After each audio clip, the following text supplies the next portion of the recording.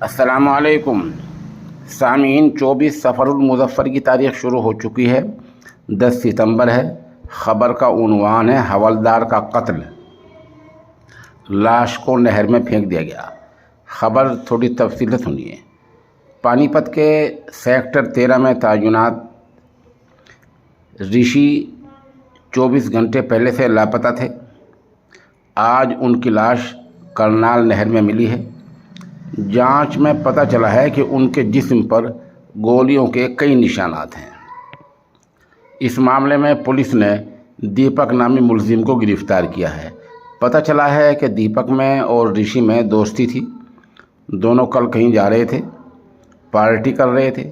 किसी बात को लेकर झगड़ा हो गया। तब दीपक ने ऋषि पर पिस्तौल से ताबड़तोड़ फायरिंग कर दी, जिसके नतीजे में ऋषि की मौत हो गई। किसी को न पता चले उसने ऋषि की लाश नहर में फेंक दी। ये लाश आज बरामद हो गई है।